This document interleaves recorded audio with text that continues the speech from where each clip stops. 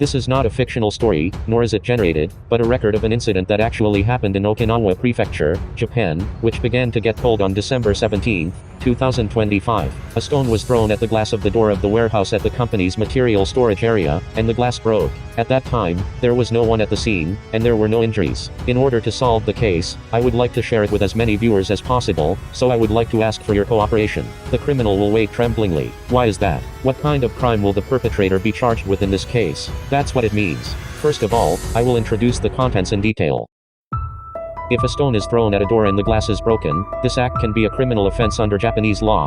First, the crime that is most likely to apply is property damage. In Japanese law, this is called kibutsu sanke. Property damage is established when a person intentionally damages property that belongs to someone else. Breaking a door glass by throwing a stone clearly meets this condition. The punishment for property damage is up to 3 years in prison or a fine of up to 300,000 yen. However, depending on the situation, a more serious crime may apply. If the broken glass is part of a building that is being used, such as a house, an apartment, or a store, the crime may change to building damage. In Japanese law, this is called kenzabutsu sanke. Building damage is considered more serious than property damage. The punishment can be up to 5 years in prison. This often applies when the glass is part of an entrance door, a storefront, or a structure related to safety or security. In addition, if the building is a store or office, and the damage causes business to stop or be disturbed, another crime may apply. This crime is called obstruction of business by force. In this case, the punishment can be up to 3 years in prison or a fine of up to 500,000 yen. When reporting this incident to the police, it is important not to say only that the glass was broken.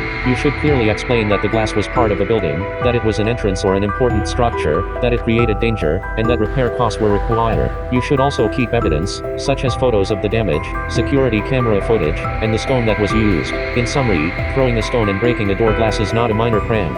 At minimum, it is property damage. Depending on the situation, it can be building damage, or obstruction of business. Victims should always file a police report and properly record the damage. There is another type of damage that often occurs. This is vandalism against vending machines or display machines. For example, a person repeatedly hits the display window of a vending machine, and causes the sample products inside to fall over. Even if the glass is not broken, this action can still be considered a criminal offense. If the vending machine belongs to a store or a company, it is legally considered someone else's property. Intentionally hitting it or damaging its function can constitute property damage under Japanese law. Property damage does not require complete destruction.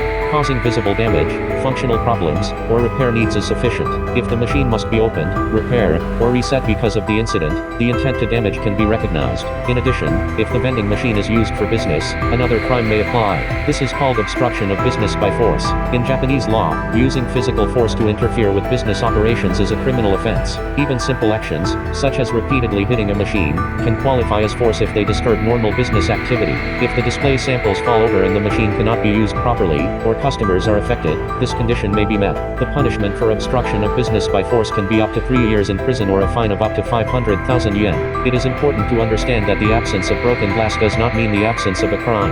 Vandalism, harassment, and intimidation are evaluated based on intent and impact, not only on visible destruction. When reporting vending machine vandalism to the police, the following points are important. Explain that the machine is used for business. Explain that the action was intentional. Explain that internal displays were damaged or displaced. Explain that inspection or repair was required. Video footage from security cameras is especially strong evidence in these cases.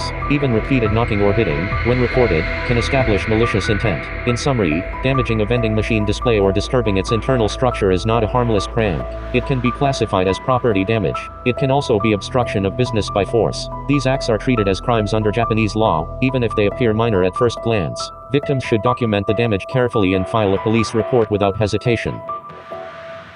The criminal may be watching this video. What are the consequences of this reckless mischief? It is a common incident that may also become a victim of viewers. If you suffer such damage, if you remember this content, I think you will know how to deal with it calmly and how to deal with it. Thank you for watching so far. Finally, please subscribe to a high rating and channel to prepare for trouble.